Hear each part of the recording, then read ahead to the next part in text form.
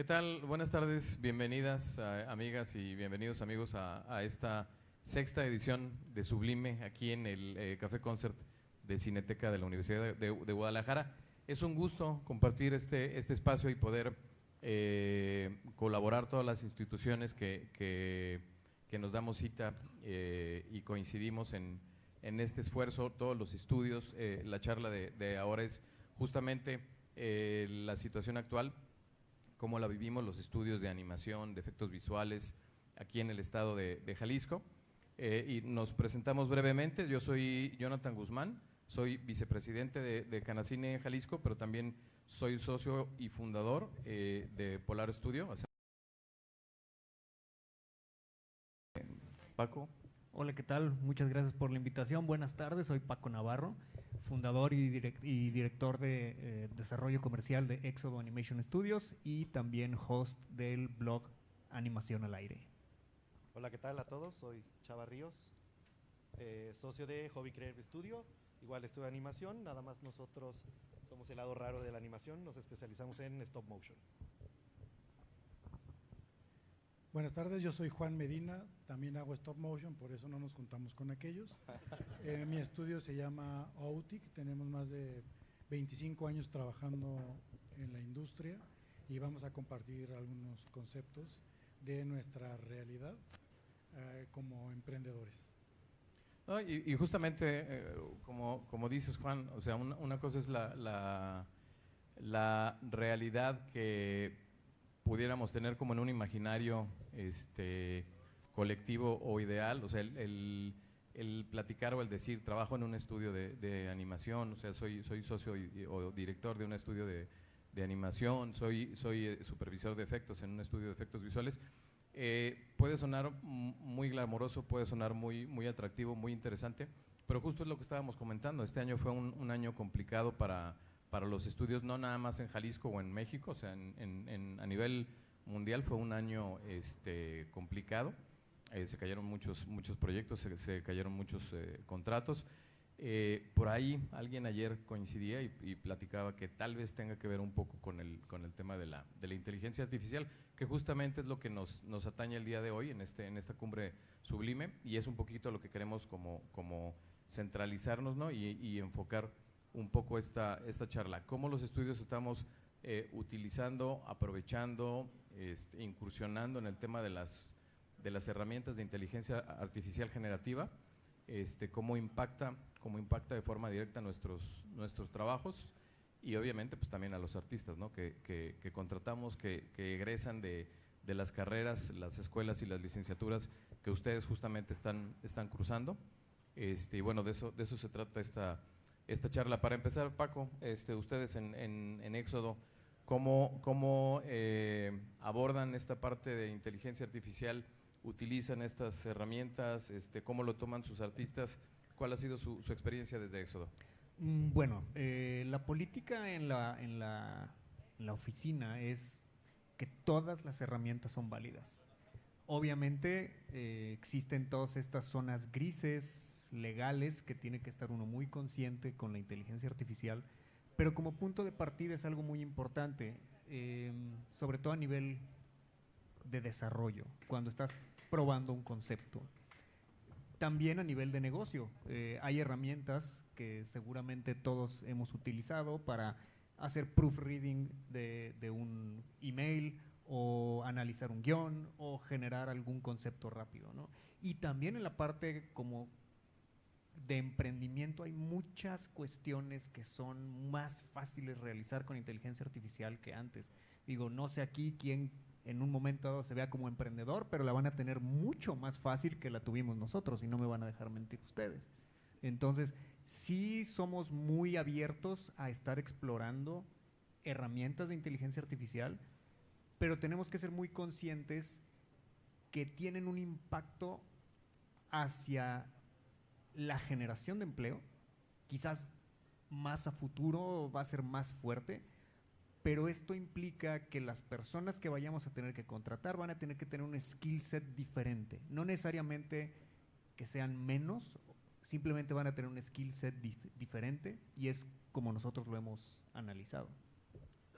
Justo ayer Freddy Chávez, uno de los ponentes, él es de Puebla, experto en maquillaje protésico, efectos visuales, y ahora es director de inteligencia artificial en Voxel Studio en Tijuana. O sea, se abrió ese puesto para él. Y él me decía que su hija de repente tiene 8 años, 9 años, no iba bien en matemáticas en la escuela y su esposo se preocupó.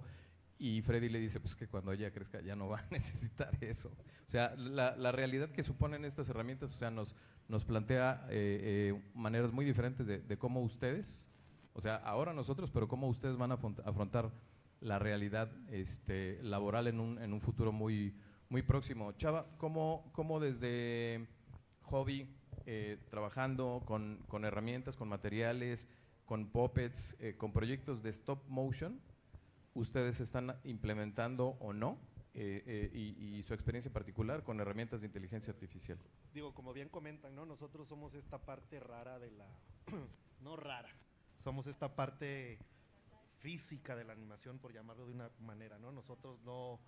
pues todo lo que hacemos se toca, es palpable, ¿no? Lo ves, ya que lo ves en imagen, pues al final es la sensación de movimiento, ¿no? Que al final eso es el stop motion. Nosotros, ¿cómo lo estamos implementando? Casi todo en la etapa de desarrollo. O sea, ¿por qué? Porque antes nuestros clientes, digo, muchos de nuestros clientes no visualizan muy bien lo que necesitan o quieren, ¿no? Te lo cuentan, te lo platican y tú traes una cosa en la cabeza. Entonces, ¿qué nos ha permitido usar herramientas para visualizar? No sé, teníamos el caso de que teníamos que visualizar una berenjena mamá y una berenjena de hijo. Entonces eso, tal cual, ¿no? Lo hicimos en DALL-E, lo pusimos tal cual y empezamos a sacar como entregan final al cliente, pero sí es, digo, para eso tenemos a los artistas, a los ilustradores, ¿no? Digo, pero esa herramienta nos ha permitido mucho, nos permite no perder tiempo, o sea, que vuelven más rápidos, más rápidos, más rápidos, más rápidos. Entonces a nosotros es un poco como nos ha funcionado. Y bueno, herramientas ya en postproducción, pues en After Effects, que ya de repente hay unos plugins para borrar rigs más fácil, todo ese tipo de cositas, digo, es como más nosotros lo implementamos.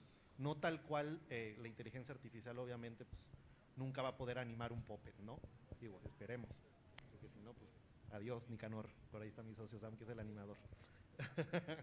Pero bueno, esa es la manera donde de cómo nosotros aplicamos la inteligencia artificial en nuestro estudio, que es más en etapa de desarrollo. Ya eso nos sirve para afinar detalles nada más al momento de empezar a hacer una preproducción ya tal cual, ¿no? A ver, mientras me ayudan levantando la mano quienes hayan utilizado alguna herramienta de inteligencia artificial de aquí los presentes, parece que muy pocos, ¿no? Bastantes. Me imagino Sin que de pena, manera sin pena. como lúdica o curiosidad, como para ver qué pueden resolver, para hacer alguna tarea de la escuela y demás. O sea, pero lo importante es que ustedes puedan identificar que nosotros en el trabajo, o sea, ya nos impacta de manera muy importante. Yo recuerdo hace como un año fue el primer cliente que perdimos nosotros por la inteligencia, o sea, por el avance y la disposición inmediata de toda la gente de herramientas de inteligencia artificial. Nos habla un cliente y nos pide, oye, queremos un comercial donde aparezca la gente así como superhéroes y con un estilo como de ilustración. Sí, pues mira, te cuesta tanto, podemos hacer el shooting, lo programamos para tal semana, luego entra el ilustrador a trabajar en el proyecto y te cuesta tanto y lo tenemos en 2 semanas. Y al otro día me habla el cliente y me dice, no, ¿sabes qué? Ya lo resolví en un día con mi equipo interno con inteligencia artificial y no me costó nada. Muchas gracias. Ese fue el primer proyecto y han sido varios que hemos perdido frente a este tipo de herramientas, pero también hemos tenido que modificar nuestros procesos de trabajo. O sea, pero esto también impacta pues en el tema de la gente. O sea, la manera, como dice Chava, de crear, generar proyectos, o sea, es diferente para nosotros desde que los ilustradores necesitan ya traer el background de este tipo de herramientas generativas para poder generar cosas mejores y en el más corto plazo.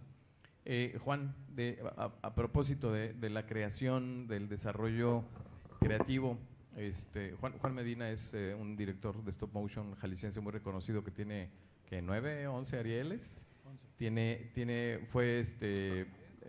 su crédito en la película de Pinocho de Guillermo del Toro como director de la segunda Director de arte de la segunda unidad. director de arte de la segunda unidad de producción. Entonces, tú que has estado en ese tipo de proyectos de ese tamaño y con gente tan con un renombre tan grande como Guillermo del Toro, ¿cómo ves a escala global y cómo se permea a una escala local aquí en Jalisco que esté sucediendo esta marea de herramientas de inteligencia artificial? Yo creo que es un área de oportunidad, sí se puede presentar como una amenaza para los que generamos contenido propio y para los que prestamos de pronto servicio que tercerizamos, pero también tenemos que verlo como una oportunidad de ser más eficientes en ciertos procesos. Creo que aquí la gran ventaja que tenemos el estudio Hobby o OUTIC es que hacemos cosas muy particulares a las cuales todavía no les ha pegado tanto la inteligencia artificial. Es decir, en el caso de Guillermo del Toro, que podría haber trabajado con el estudio que quisiera para hacer una animación 3D, 2D, cutout, sin ningún problema, podrían haberse basado muchísimo en estas nuevas tecnologías. Sin embargo, él decide utilizar la técnica más antigua que existe, no solo de animación, incluso la animación existe antes que el lenguaje cinematográfico como tal. Tenemos los primeros vestigios del stop motion a finales del siglo XIX. ¿Y por qué seguir utilizando una técnica como esta? Porque nos permite generar ciertas atmósferas que son únicas, que todavía no llegamos ahí. Desde luego hay estudios impresionantes de 3D como Blur, pueden hacer lo que sea, pueden hacer que parezca stop motion y no notarías la diferencia, pero el tema de costos y tiempo sí serían muy por encima. Lo que podemos hacer nosotros en Guadalajara con poca tecnología, pero sí con mucha voluntad y con algo de dominio técnico, podemos hacer cosas que tienen un peso, al menos en la parte visual. Ya el tema de las narrativas y tal, pues bueno, eso ya dependerá de cada uno de nosotros.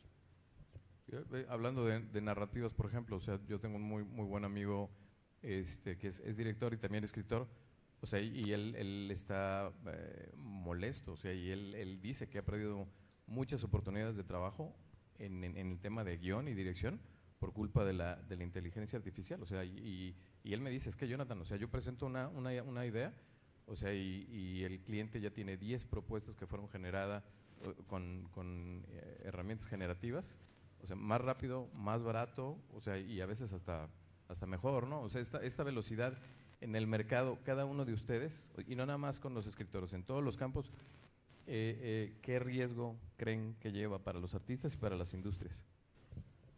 Bueno, cada 15 días ves un software nuevo, una aplicación nueva de inteligencia artificial y dices, esto ya se acabó. El riesgo siempre va a estar si estás en el mercado equivocado. Creo que esta es una cuestión muy importante. Ustedes están muy blindados por la naturaleza de la animación que hacen, pero si tú estás en un entorno digital, lo que necesitas es encontrar ese nicho de clientes que siempre van a pagar la manufactura manual, valga la redundancia, ¿no? Esta parte artística, aunque utilices la inteligencia artificial como herramienta para ejecutarla. Entonces, es lo mismo que pasó con las casas productoras de video, ¿no? Todas las casas productoras que hacían corporativos, que hacían comerciales pequeños, cosas chiquitas, desaparecieron. ¿Por qué? Porque el día de hoy llega un chavo con un gimbal, con su cámara, él edita, él trae su dron, es una sola persona y antes necesitabas un moving company con todo, ¿no? Va a pasar lo mismo con las empresas de animación, sobre todo en la parte digital. Esos clientes que van a poder ser, como bien lo dijiste, ya lo hice con mi equipo interno, lo van a hacer las agencias de publicidad. Van a ser las primeras que van a decir, ya puedo entrenar al osito Bimbo en una inteligencia artificial para no caer en ningún problema legal.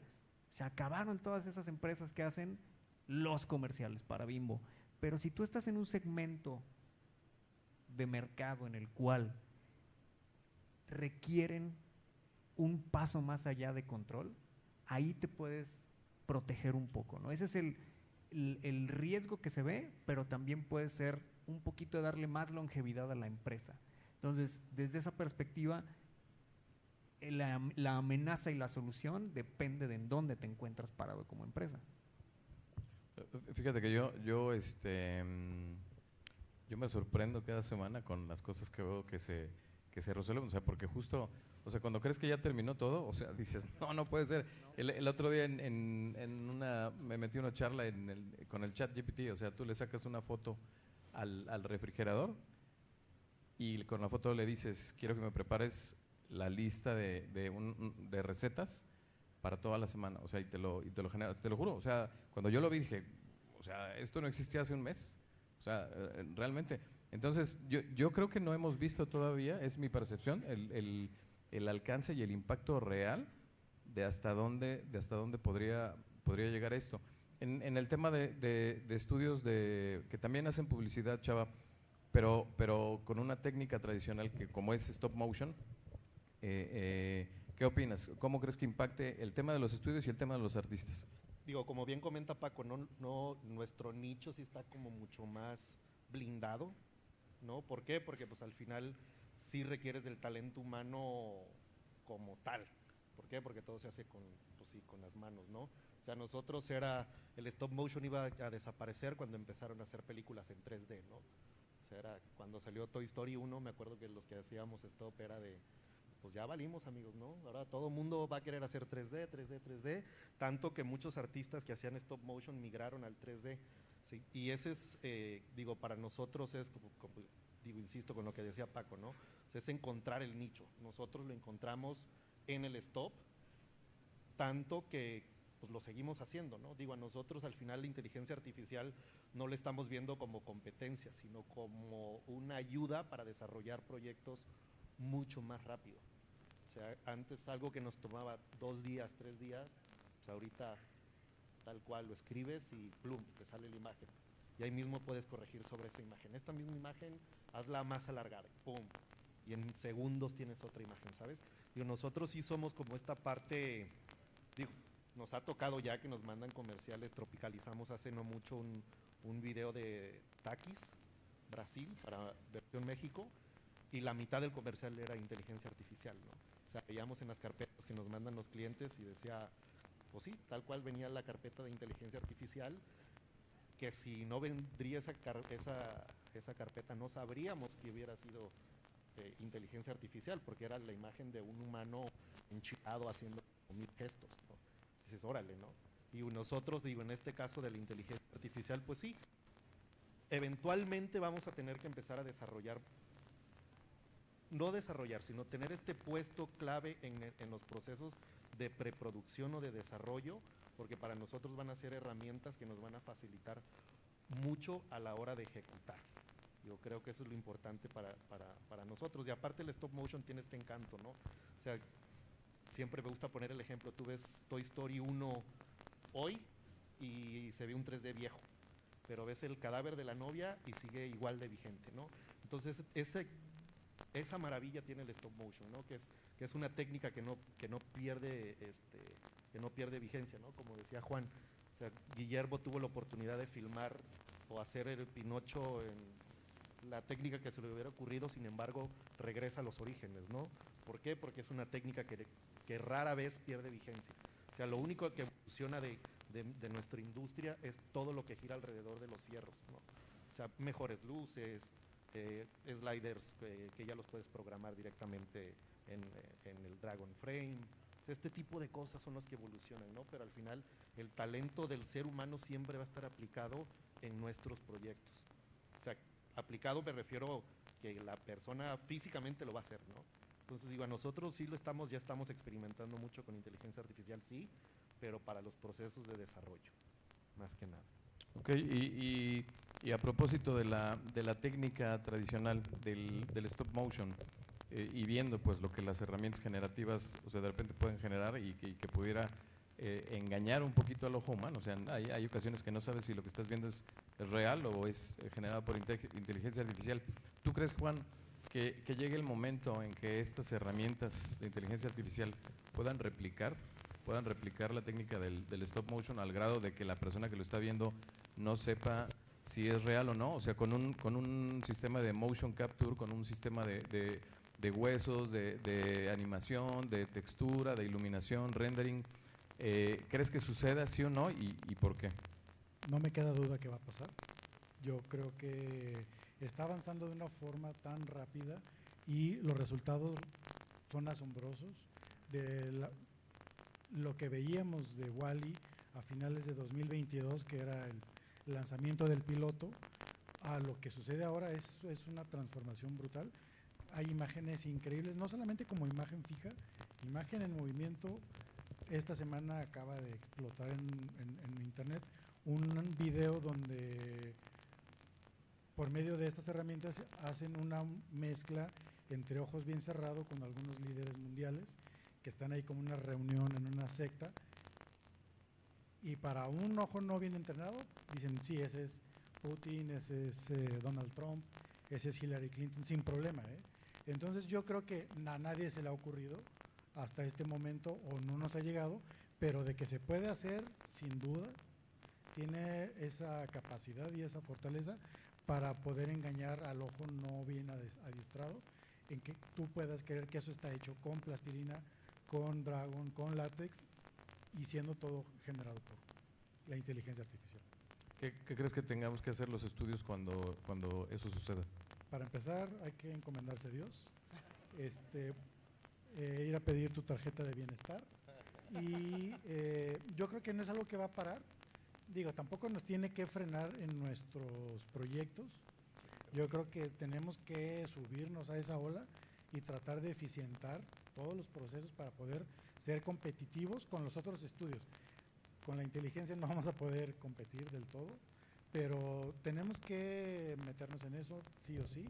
En el caso del stop motion, yo ya estoy trabajando con un importante estudio local que se llama Polar, para hacer mezclas de 3D, stop motion, y algunos de sus procesos sí pasan por la inteligencia artificial, lo cual nos recorta tiempos de producción. Sí, yo quería tocar aquí el tema porque es importante el hecho de que no es nada más cómo nos va a afectar. Hay una gran oportunidad que es la creación de contenido. ¿Esto qué quiere decir? Que se va a democratizar. Estamos en una etapa muy similar a cuando antes tenías que hacer un retrato con un pintor, a cuando llega Kodak con su cámara, ¿no? Entonces, todos van a poder hacer contenido. Todo mundo va a poder hacer su película en el estilo que quiera. La oportunidad realmente viene en la calidad del contenido.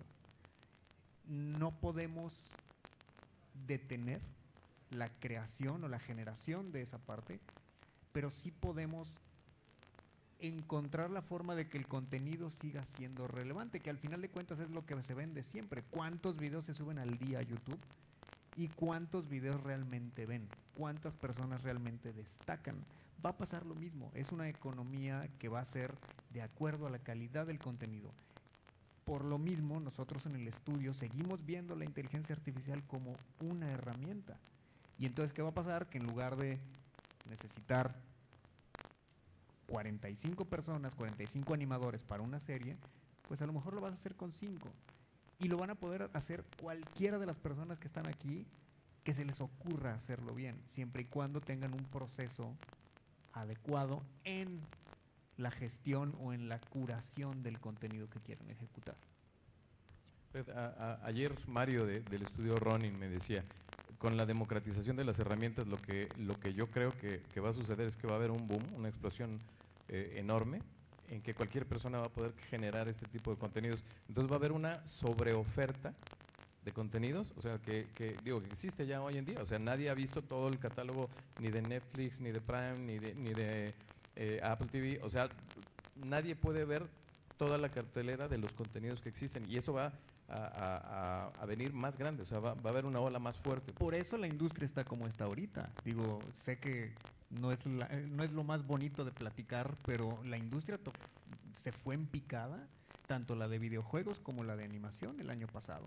Y fue una combinación del COVID, la corrección de COVID, de sobreproducción. Se vino una cuestión también de de regresar a la normalidad y toda la cuestión de inteligencia artificial y las huelgas. Y en México, échale encima el tipo de cambio, que estaba muy barato, y entonces de un día para otro era 25% más caro. Entonces sí fue una cuestión muy particular, pero la oportunidad está ahí. Ok, hablando de oportunidades, me queda como claro que es una óptica que podemos participar y que podemos apreciar muy bien en el tema de los riesgos. O sea, tú hablas de un equipo de trabajo de 50 personas, de 40 personas haciendo un proyecto que ahora con las herramientas de inteligencia artificial se va a reducir a 5 personas. O sea, esto definitivamente va a tener un impacto a nivel nacional y a nivel internacional. ¿Cómo crees que se acomodarán las piezas? ¿Qué crees que va a provocar este Que tipo va a de haber cambios? muchos equipos de 5 personas haciendo cosas. En lugar de haber una empresa de 50, va a haber 10 de 5. Y eso va a generar variedad. Digo, habrá que ver qué tanta calidad tiene ese contenido, ¿no? A propósito de la calidad de contenidos, de esta sobre oferta en el área de stop motion, Chava, ¿cómo lo ves? Digo, nosotros al final del día, pues me atrevo a decir que prácticamente todos los estudios de stop motion los conocemos, ¿no, Juan? O sea, somos muy poquitos los que hacemos stop motion, sobre todo aquí en Guadalajara, que es donde más estudios de stop motion hay, pero pues al final del día todos nos ubicamos, ¿no? Entonces nosotros, estos equipos de trabajo, lo único que van a hacer es, digo, y lo menciono nuevamente, ¿no? Es hacer más eficiente el trabajo, los procesos desde el desarrollo hasta la preproducción. Porque ya en producción, digo, ahorita que platicaba Juan, que están ahí en Polar haciendo ya cosas en 3D, digo, nosotros igual estamos experimentando ya un poco de stop motion con Unreal Engine, ¿no? Entonces ya de empezar a adaptar todos nuestros escenarios en Unreal,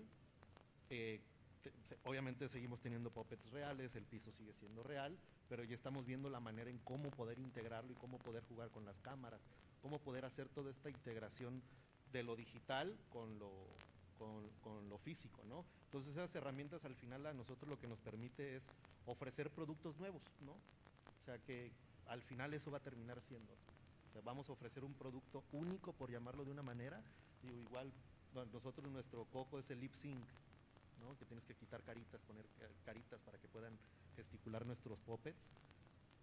Y se ve perfectamente bien hecho cuando se hace también en 3D, ¿sabes? Entonces, creo que la adecuación de las herramientas a nuestro medio, lo que nos está haciendo es ser más eficientes.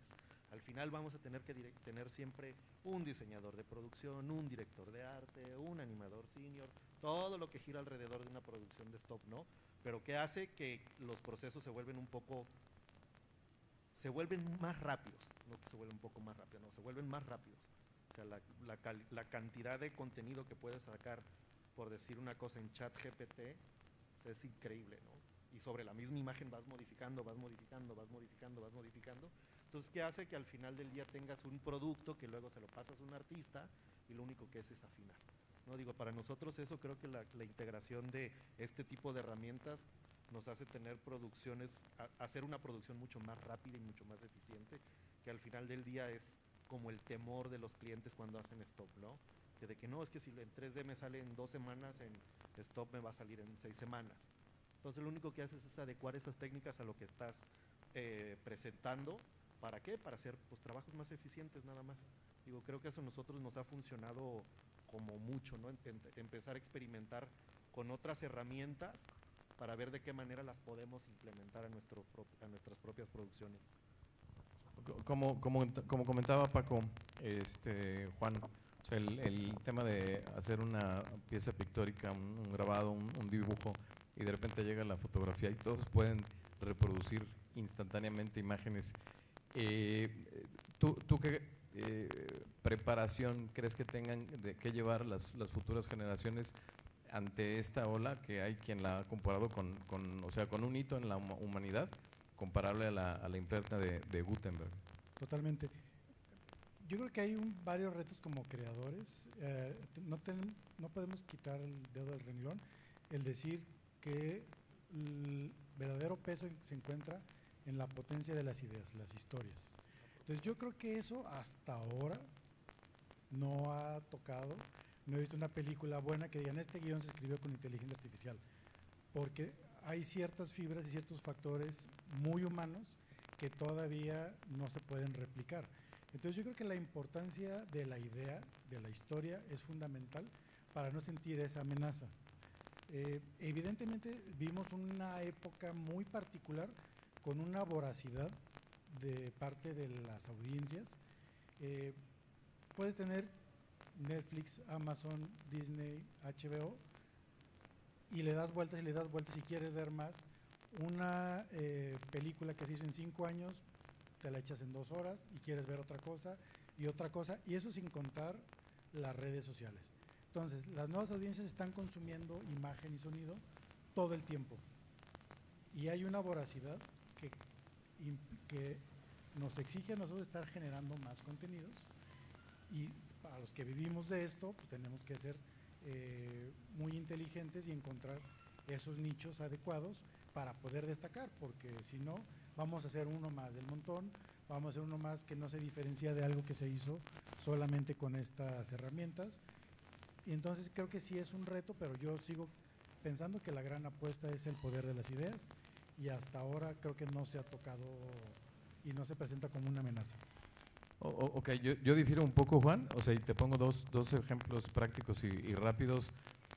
Y con un amigo, yo tengo una idea de un corto o una serie live action de terror ambientada en Jalisco rural, o sea, en pueblos de Jalisco, donde sale un nahual y empieza a comerse a los niños. Entonces, trabajé con un amigo guionista durante 6 meses, como un poquito las ideas, ver referencias, buscar otros proyectos parecidos, investigar un poquito la historia de los nahuales en el imaginario mexicano tradicional, y llegamos a un anteproyecto, ¿no? Una primera escritura de guión. Y en algún momento se me ocurrió alimentar la inteligencia artificial ChatGPT y le dije, a ver, dame una primer escritura, un primer tratamiento de guión de un proyecto ambientado en México rural de 1900 tanto, que tenga que ver con una criatura bla bla bla y que es un nahual, y empiezan a suceder hechos sobrenaturales en un pueblo de Jalisco. Turrup, o sea, en 12 segundos me sacó algo muy parecido a lo que había desarrollado el guionista en 6 meses. Sí, yo he hecho ese ejercicio a partir de un logline, de un corto que ya había incluso terminado su ruta de festivales. Un corto tuyo. Un corto mío, puse un plot a partir del logline y sí, el resultado fue similar. Pero el punto es, ya que hagas tu cortometraje de terror, vemos cuál es el resultado final.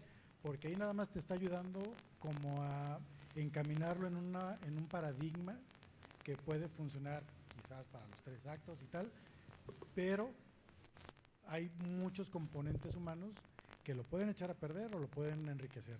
Entonces tendríamos que hacer una valoración sobre un proceso que vaya de la A a la Z únicamente con inteligencia artificial. Sí, mira, otro ejercicio, y es sumamente práctico y cotidiano. Hace 2 semanas me dice mi esposa, León, nuestro chamaco, tiene que hacer una tarea y es un juego de mesa con algo que a él le guste. Le digo, no te preocupes, mujer, vente. O sea, porque nos pasamos como 20 minutos quebrándonos la cabeza y diciendo, la madre, o sea, que vamos, y es para el miércoles, y era lunes, ¿no? Y así, ¿qué hacemos? ¿Qué hacemos? ¿Qué le gusta al chamaco? No, pues los dinosaurios. Pues de Jurassic, o sea, algo parecido. A ver, ChatGPT, dame una idea de juego de mesa, porque empezamos así como, a ver, y si fuera como el turista, no, mejor que sea como este otro, no, mejor de preguntas y respuestas. Le pusimos, dame un juego de mesa para un niño de 8 años, bla, bla, bla, con estas características, hasta tantos jugadores, y que tenga que ver con los dinosaurios y aventura. 8 segundos y trrr, aventura jurásica, 4 jugadores.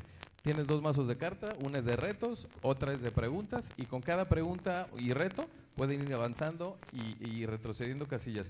Y puedes poner algunas casillas de especiales, como trampas de lodo, donde caigan los jugadores y pierdan 1 o 2 turnos.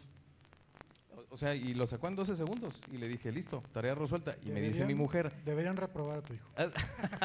Deberían de reprobarme a mí.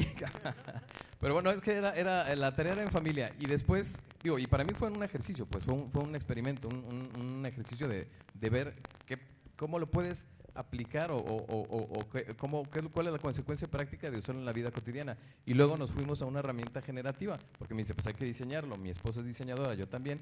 Y le dije, diséñame un juego de cartas, más o menos entre Monopolio y este otro, que sea de aventuras y que se llame Aventura Jurásica.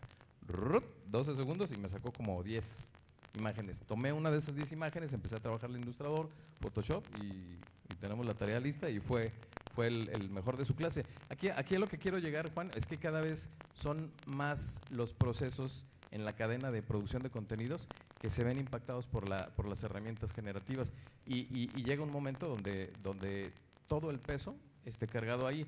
Y lo peligroso, creo yo, de esto es que a las herramientas no les costó trabajo entrenarse. O sea, no tuvieron que vivir 20 años que vivió un artista de trayectoria de capacitación para poder llegar a esos resultados instantáneos que logran.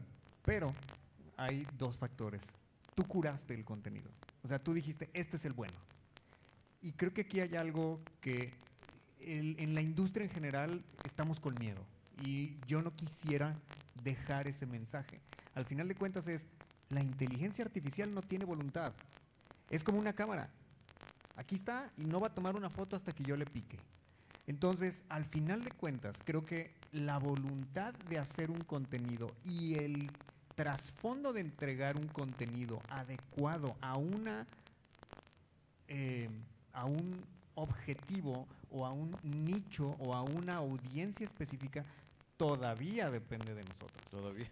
Sí, yo no veo en un momento dado todavía este miedo de decir mañana vamos a tener contenido hecho específicamente para mí de manera voluntaria por la inteligencia artificial. Todavía no estamos ahí, pero obviamente vamos a llegar a un punto en el cual voy a ver lo que yo quiero ver sin ni siquiera saber que lo quiero ver. Ok, mira, y te pongo otro ejemplo que platicaba con Amir Galván, director de la Cuarta Compañía, hace un par de semanas. Pues existe una cantidad de información tuya y de todos nosotros en el Big Data.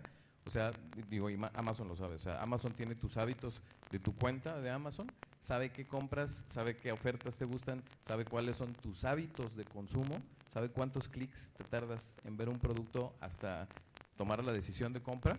O sea, y eso lo utiliza para prepararte y presentarte anuncios de cosas que sabes que Amazon sabe o que el algoritmo sabe que es posible que compres.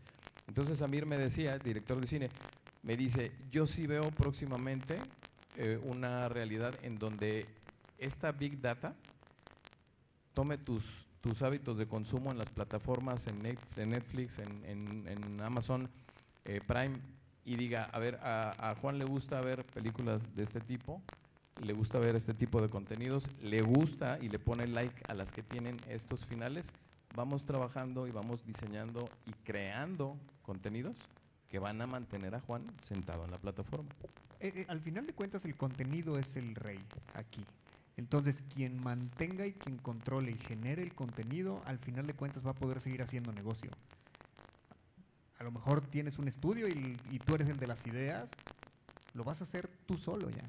Y entonces, si tu propiedad se vuelve un Bluey, se vuelve un Peppa Pig, se vuelve un Marvel, eres tú solo, ¿no? Entonces, es una herramienta al final de cuentas. No es un... suena a ser un evento catastrófico, pero la industria del contenido como tal es la que más se va a beneficiar porque va a ser más barato. No, creo que no por dejar un sentido de catástrofe o de urgencia en un sentido negativo. Más bien quisiera como hacer coincidir los dos polos que tienen que ver con la intención de generar y construir contenidos creativos con la otra parte de la serpiente, o sea, la cabeza y la cola de la serpiente, que es la industria. O sea, finalmente es una industria que se genera y es circular a partir de las ganancias, y estas ganancias tienen que ver con el consumo. Entonces son como en algunos momentos cosas que parecieran ser diferentes, pero que finalmente los contenidos que se mueven son los que se venden y los que se consumen. Creo que ahí radica un poquito el tema de la urgencia de entender estas herramientas y comprenderlas y poder manejarlas. Sí, ¿no? Tal cual como comentas, la generación de contenido ahorita es brutal. Entonces, digo, como bien dices, ¿no? El algoritmo te conoce perfectamente, ¿no? Hoy dices, me gusta un carro, y al rato revisas tu celular y te salen ofertas de vehículos, ¿no? Entonces, ¿en qué momento llegamos a eso? Pero pues sí, al final es eso, ¿no? Al final uno tiene poder de decisión, que yo creo que eso es lo importante, poder de decisión de lo que quiere consumir, ¿no? Al final una inteligencia, como bien dice Paco, ¿no? Todavía no nos ordenan qué hacer. Eventualmente pasará, no sabemos, ¿no? Entonces digo, creo que por ahí va también el tema de las inteligencias artificiales, de entenderlas, más que satanizarlas. Creo que es bien importante para nosotros como estudios entender este tipo de herramientas para ver de qué manera podemos en los propios estudios. Juan, ¿quieres abonar al comentario o quieres abrir espacio a preguntas y reemplazos? Abramos al público a ver si tienes alguna duda o comentario. Si alguien del público tiene alguna pregunta, con mucho gusto. Allá hay una chica. Mane viene con el micro. Ustedes como animadores, ¿qué opinarían si de repente aparece una película 100% creada con inteligencia artificial? Como, bueno, también lo fue, ya lo mencionaron, el 3D, bueno, el stop motion se cambió al 3D, y como también pasó con Happy Feet y Disney, que Disney se molestó porque pues fue creada con un estilo de animación diferente. ¿Y qué pensarían ustedes de ver una película creada 100% con inteligencia artificial? Como público yo la vería sin ningún problema, con total apertura, siendo la primera película que se hiciera de 0 a 100 con inteligencia artificial. Sí iría con un poco de morbo, pero con apertura, a ver qué idea pudo haber generado este tipo de herramientas. O sea, yo no me cerraría en lo absoluto ante esta experiencia como espectador. Como creador, sí me preocuparía un poquito, pero mira, qué diablos. Si es lo que viene, aunque me ponga triste, me preocupe, no va a cambiar absolutamente nada. Entonces tenemos que aprovechar las oportunidades y listo. Entonces seguirían pensando que es seguir haciendo un trabajo de calidad como lo sería hecho manualmente. Yo creo que sí, si llegamos a la cúspide técnica como puede ser la película de Pinocho, que es todo tan perfecto, tan cuidado, y si eso mismo lo puedes hacer con una herramienta tecnológica, yo no lo dudaría, yo lo haría. Yo como creador lo haría. Sí, muchas gracias.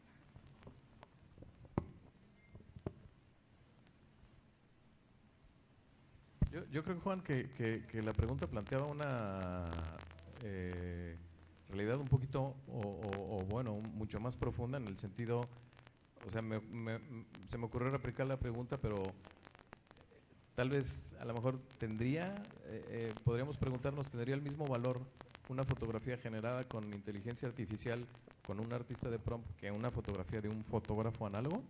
Es que nadie tiene como esa calidad moral como para poder juzgar. Tú pagas 100 pesos por ir al cine y no te importa si el que hizo la película ese día le dolía la rodilla o no. Realmente tú estás juzgando el contenido como tal.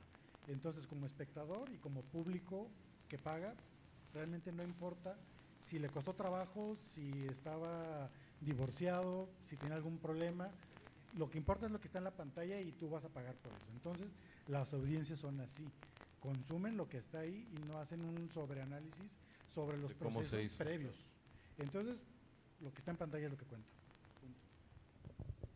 Ok, buenas tardes. Mi duda va justo, tiene un enfoque de hecho más moral. Por ejemplo, si suponemos que se empieza a regularizar todo esto del uso de la inteligencia artificial y que ya llega un punto también en el que se pueden sustituir muchos trabajos del sector creativo y ya sustituir incluso la parte de decisiones creativas, que es como con la que nos amparamos hasta ahorita. Ustedes como directivos o socios de empresas pequeñas, ¿qué harían en el sentido de prefieren intentar seguir, que en este caso su estudio siga luchando por existir o defender la parte más artística y creativa de su naturaleza. Bueno, ahí creo que hay dos cuestiones, que es una cuestión de estrategia de negocio. Y vuelvo a lo mismo. Si eres creador de contenido y tienes licencias, va a ser muy sencillo generar más licencias. Al día de hoy, lo más barato que puedes hacer como estudio de animación es ser estudio de desarrollo. Es decir, generar tu idea, generar tu Biblia y venderla, colocarla, que te den una opción. Entonces, eso no me implica a mí tener que estar pensando que mi esquema de negocio depende de la producción de una serie de 26 episodios de 11 minutos. Eso es la parte de maquila, que es en donde se va a sufrir más. Y si eres un estudio que está enfocado en ese sector o en ese negocio, ahí vas a ver recortes brutales en tu capacidad de facturación. En cambio, si estás generando las ideas y te aprovechas de la inteligencia artificial para generarlas y ser más eficiente, pues tienes quizás un modelo de negocios que va a tener un poquito de más longevidad y que va a ser más eficiente. Es yo como lo veo. Yo quisiera nada más como abonar, es que hay un tema importante en la óptica que pudiéramos tener como estudios, o sea, de nosotros depende gente, o sea, hay gente que hay familias que viven y subsisten con los sueldos del trabajo que tienen estando en estudios como los nuestros. Entonces, de ahí parte una responsabilidad como cualquier dueño de cualquier negocio, de cualquier giro, de cualquier tipo, y es mantener a tu gente, pues, y es no perder a la gente que has capacitado, que has cuidado, que te ha costado trabajo tener y mantener durante años incluso. Entonces, eso te hace tomar decisiones que a veces no tienen que ver con el tema artístico, sino con el tema de subsistencia. O sea, tienes que permanecer como estudio para que la gente que tienes contratada, en la cual has invertido y que la gente que ha creído en ti, siga teniendo trabajo. Entonces, yo también, y nada más como para compartirlo un poco, veo ahorita un poco el tema de la inteligencia artificial, porque mucha gente como artistas se quejan en las redes, que nos van a quitar la chamba, nos van a dejar sin trabajo a los artistas, pero yo lo veo un poco como cuando fue el boom con los Uber. Entonces, toda la gente finalmente quería usar Uber porque te daban agua, te daban chicles, te trataban muy bien, el carro estaba perfumado, digo, hace un tiempo, cuando inició, pero era una decisión, y costaba más barato, ¿no? O sea, y todos tenían acceso a ellos. Entonces, le pegó muy fuerte económicamente a todos los taxistas. ¿Qué hicieron los taxistas? Hubo quien se preocupó por mejorar su servicio, llevar a afinar su carro, perfumarlo, regalar aguas. Hubo quien se molestó y se aferró a que no quería soportar y atravesar ese cambio, y hubo sucesos donde golpeaban incluso, ¿no?, a los conductores de Uber. Pero, o sea, esto es un poco realidades que suceden pues con herramientas tecnológicas. Y hubo también taxistas que dijeron, no, pues es que si no me subo, o sea, desaparezco. Y en vez de seguir como taxistas, se convirtieron en Ubers. O sea, yo veo un poquito como este fenómeno, más o menos como lo que pueda estar sucediendo ahorita. Creo que tenemos espacio para una o dos preguntas más.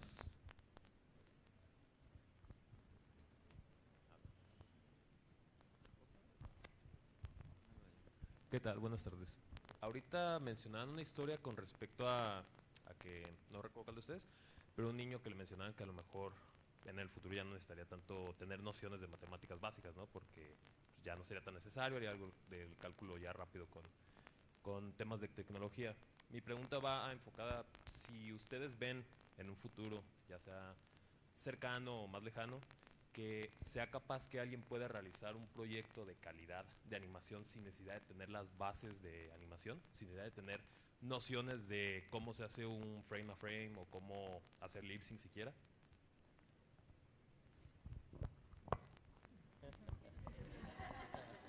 Híjole, lo veo, pues, sí, pero no. O sea, sí creo que va a llegar un momento en donde eso suceda, pero creo que igual, ¿no? Lo que hemos comentado, el factor humano es, o sea, es invariablemente alguien lo tiene que supervisar y va a ser la persona que lo está programando, ¿no? O sea, ahorita el problema de la inteligencia artificial es que las manos, los dedos, te salen 6 dedos o 2 dedos o uno pegado o uno está arriba del otro, ¿sabes? Ya, yo creo que sí va a llegar el momento donde suceda eso, que sin tener bases teóricas de la animación va a poder generar un proyecto de calidad. Sin embargo, la supervisión creo que va a ser ahí el factor clave, ¿no? O sea, la supervisión del humano como tal. Yo creo que sí puede pasar, ¿eh? Yo hace 2 días en un programa que se llama Ideogram, o sea, a diferencia de otros como Midjourney, que son más específicos y tienen más requisitos para los prompts, el Ideogram es así súper básico. O sea, no tienes que alimentarlo, ni le tienes que poner óptica, ni distancia focal, ni tipo de fotografía, ni referencias artísticas como tal fotógrafo. O sea, el prompt era súper sencillo. Señora con traje típico indígena mexicano en el mercado de San Juan de Dios, en Guadalajara, Jalisco, espantando las moscas de la fruta fresca. O sea, y el resultado que me salió con ese prompt sencillo fue asombroso. O sea, te lo juro que parecía una foto real. La mandé a varios grupos pues, ¿y esa quién es? Es mi tía, les digo. O sea, y juraban que era, te lo juro, juraban que era real la foto. Entonces, yo sí creo que pueda suceder.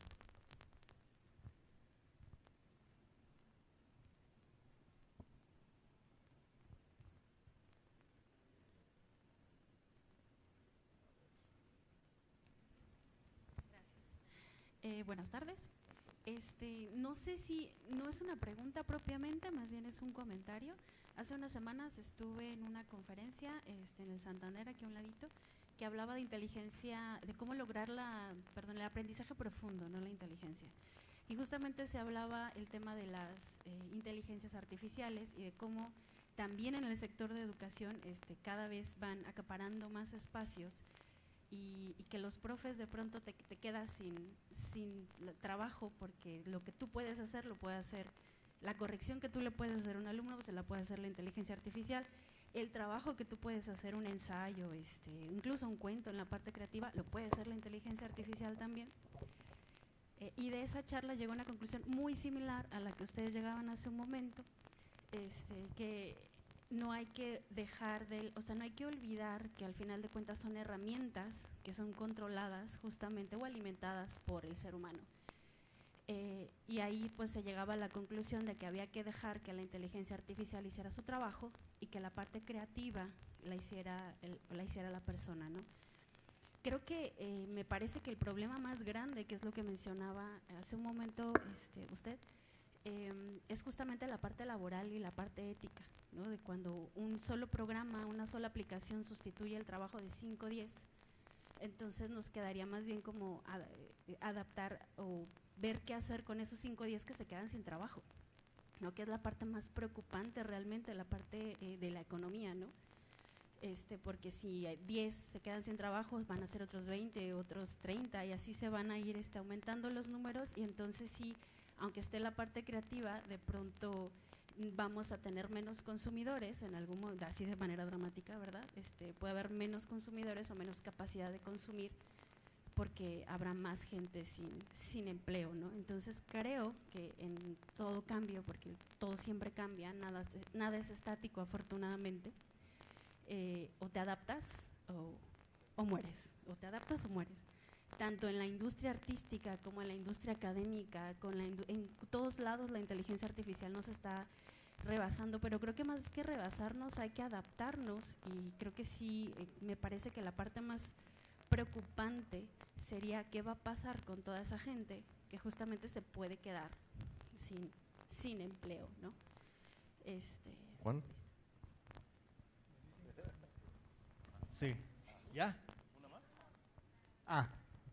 Definitivamente cuando tú tienes una economía que se va a basar en inteligencia artificial, vas a tener que seguir recaudando como sociedad algún tipo de impuesto. Va a tener que tener cierto gravamen ese tipo de contenidos o pues, servicios o lo que sea, ¿sí? La educación se hizo muy diferente cuando llegó YouTube.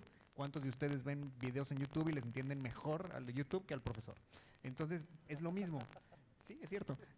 Yo duré 19 años dando clases y, bueno, Entonces, ¿qué pasa? Ya hay pruebas piloto de ingreso universal, que vas a tener una base de ingreso por parte del gobierno para subsistir, y entonces puedas decir, quiero ser carpintero, ¿sí? Quiero ser fisioterapeuta, que son cosas de interacción humana que no van a ser necesariamente reemplazadas por la inteligencia artificial. Va a ser una economía diferente. Creo que estamos ya cerrando. Nada más compartir, me recordó la pregunta. Hace una semana yo me considero una persona bastante ignorante en temas de herramientas de inteligencia artificial. Hace poquito un amigo de otro estudio fue a darnos una charla, un curso de cómo generar buenos prompts en Midjourney. Y entonces estaba yo en otra herramienta tratando de sacar una imagen y no me salía, y me salían con 3 pies y con la cara chueca, y entonces me fui a ChatGPT, le dije, hazme un prompt publicitario donde aparezca esto y esto y esto. Entonces tomé el prompt, me lo llevé a la otra herramienta, o sea, y me salió lo que yo me hubiera tardado. Ya tenía como 30 minutos intentando, o sea, resolver en una inteligencia artificial. Otra herramienta de inteligencia artificial me lo resolvió. Entonces, de repente dije, ¿qué va a pasar? O sea, cuando se encadenen todos los procesos. Pero digo, es un tema de realidad en la que estamos, y también era como generar un poquito reflexión con la audiencia, con todos ustedes, y es pues quedarnos con eso, ¿no? O sea, es algo que estamos viviendo y que finalmente tendremos que superar, y tendremos que investigar y estar al tanto de esos temas para que la ola no nos lleve nada más, sino poder hacer algo por parte propia, ¿no? Pues muchas gracias a todos ustedes, los asistentes de esta charla, a nuestra audiencia online de Sublime. Les agradecemos que se queden al resto de las charlas, y muchas gracias por su asistencia. Gracias.